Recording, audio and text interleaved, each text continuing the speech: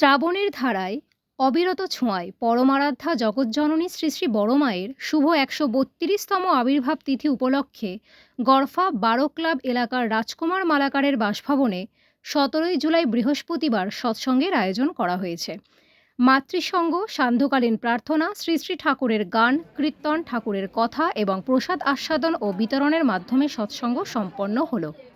এই রকম আরও অনেক সামাজিক চিত্রধারণ দেখার জন্য ইউটিউব চ্যানেল প্রাঞ্জলা বার্তা সাবস্ক্রাইব, কমেন্ট, শেয়ার, লাইক দিয়ে পাশে থাকবেন।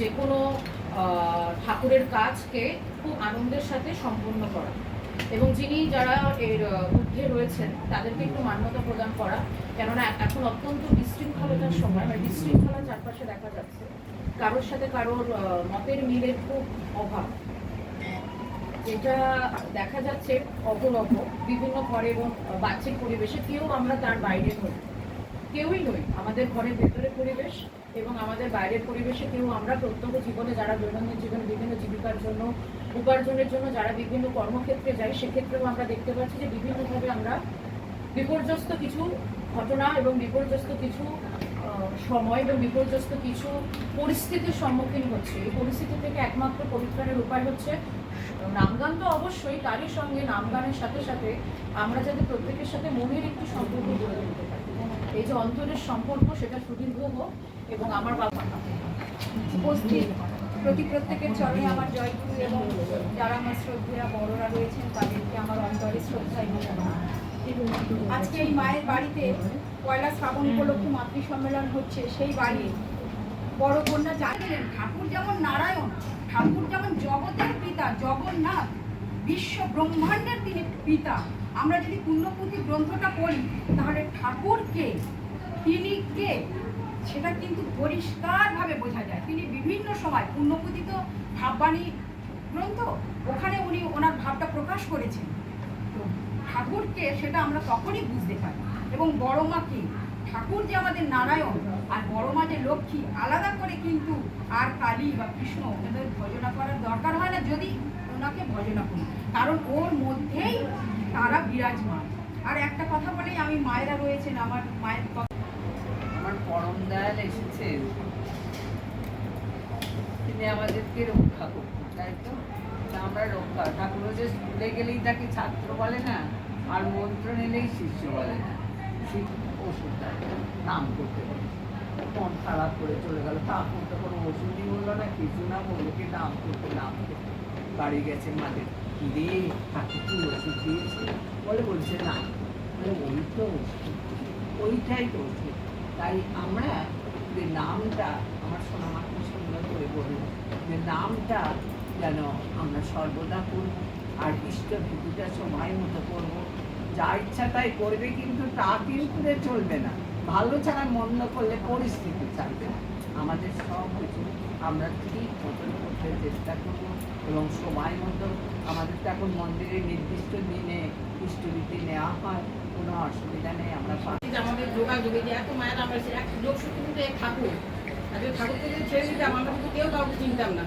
যে যার ঘরে টিভি দেখতাম, নয় পড়াচর্চা করতাম, না হয় ঘরদাজি করতাম, বা ছেলে মেয়েদের নিয়ে পড়াশোনা করাতাম। এই যে ঠাকুরকে যে ধরে, ঠাকুরকে যে মাধ্যম, এই তাকে ধরে যে আমরা যে সবাই যে একত্রিত হই, শুধু এই কজন আমাদের আরও আছে। তো এই সব মায়েরা যে আমরা একত্রিত হই, সব দাদারা যে একত্রিত হই, একটা উদ্দেশ্য হচ্ছে একটা, আমরা ঠাকুরকে নিয়ে চলছি, ঠাকুরকে নিয়ে ধরে আছি। আর যদি আমি ঠাকুরকে ছেড়ে দিলাম, আমরা কেউই কিন্তু বুঝতে পারছি এবং মাছের কী করছে না করছে। এই সকাল থেকে রাত্রি অব্দি মানে আমি একটা সময় রান্না করেই যাই, আমার ফোন আসে সব মায়েরা যে ভাই এত ভালোবাসা কোথায় পেতাম যে ঠাকুরকে যদি না ধরতাম। তিনি যে কি আমাদের, সে যারা ধরেছেন তার রস যে গ্রহণ করেছে তারাই বুঝতে পারে তিনি কি। এই বলি আমাদের মাতৃসভা আজকে সকালে 4:30 থেকে শুরু হয়েছে। মায়েরা অনেকক্ষণ আগে এসেছেন, সব মায়েরাই বয়স দেখা যাচ্ছে, আমরা কয়েকজন সবাই আমরা বয়স্ক মায়েরা। যাই হোক, আমি এখানেই শেষ করছি।